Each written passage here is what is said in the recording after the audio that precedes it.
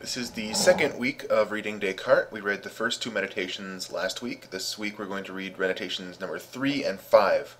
Some important things happen in 4 and 6, but it's also fairly high-level stuff, kind of beyond the scope of this course.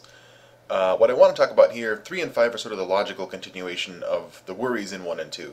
So let's run back through what was happening in meditations 1 and 2 real quick. Descartes was worried about having all sorts of false opinions, and those, seem unhelpful, so he wants to get rid of them. He uses a strategy called foundationalism to do that, where he attacks beliefs at the very lowest level he can, which lets him knock out not only these low-level beliefs, but everything that rests on top of them. He uses 3 methods of doubt. Those are senses, dreams, and the evil demon. This is all stuff from last week. Things weren't looking so good. It looked like the evil demon doubt had him doubting just about everything. But in meditation 2, Descartes can prove that he does at least exist. And he knows that because he's thinking. And if he's thinking, he must exist to think. Even if there's an evil demon tricking him, he needs to exist to be tricked. So this is how he can prove that he exists. He's got this hard task now that he starts in meditation 2, and will continue here. How is he going to build up all the rest of his beliefs on the basis of just this slim foundation? Remember in meditation 2, he also has some thoughts about the nature of the body and the soul. Those might be important too as we go on. As we start meditation 3, Descartes has this thought. He's going to want to take a shortcut to get his beliefs back, and he wants to use God as this shortcut. That might be blasphemous maybe, but he doesn't think it is. He in fact thinks that it would be quite consistent with his Catholic faith to rely on God to save him from any of these doubts. He thinks if he can prove that God actually exists, and the Catholic God, the infinitely good God, so isn't a deceiver, then his beliefs are probably pretty trustworthy, because a good God wouldn't let something like the evil demon happen. So Descartes' going to try a couple of different ways to prove to himself, and he wants absolute logical proof that God must exist. And if he succeeds, he thinks then he can trust most of his beliefs. You might wonder whether this is even a fair way to go, and this is something you can discuss on the forums this week. Descartes has this thing he's going to define as clear and distinct perception. And what he's looking for, if he can prove God exists, is that he can't be deceived when he perceives something clearly and distinctly. And so he knows a couple of things already that he clearly and distinctly perceives, and those are things like existence and the fact that he's thinking his own ideas.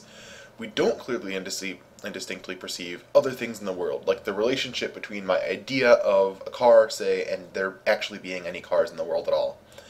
So Descartes wants to prove that God exists because he thinks that if God exists, and God is good, benevolent, then God will help guarantee that anything that Descartes clearly and distinctly perceives actually is out there in the world. God is going to save this second bit of the clear and distinct perception, that we actually do, we can trust our perception to actually be out there in the world.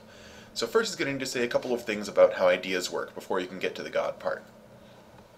There are several kinds of thoughts, Descartes thinks. He's going to talk about basically 3 different categories. The first is ideas, and these are like images. So my idea of a car, he thinks, is just sort of my mental picture of it. And this isn't the kind of thing that can be true and false, right? You can't say, look, I've got this picture and it's false. That doesn't make any sense. Emotions, he thinks, are the same way. This is another kind of thought. It's something that happens in your mind. But, right, if I'm really happy about something, you can't say, no, no, that's false, you're not happy. That doesn't make sense. If I feel it, it's what's happening. So judgments are the kinds of things that he's worried about. And judgments are the kinds of things that he wants to make sure God would guarantee in the clear and distinct perception.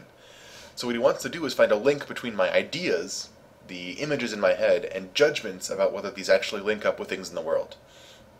And he thinks that proving that God exists will help him do this. So we need to figure out how to compare our ideas and reality. Descartes thinks that we can do this sometimes pretty easily. So if he's sitting by the fire and he feels heat, right, he thinks he has an idea of heat. So it's not quite a mental picture, but it's a mental, sensation. He feels warm is enough to get the point across. And he wonders, well, how do I know that my idea of heat is somehow caused by the fire in the actual world? Well, he's going to say, look, I didn't choose to feel heat. It's not voluntary, and it's not innate, right? Otherwise I'd be feeling it all the time. So it must have come from something else, and it seems like the logical thing for this feeling of heat to come from is the fire. He wants to use an analogy here to say the same thing happens with God. He didn't choose to believe in God, and his belief isn't necessarily innate just to him, so it must have come from something else. We'll see how this works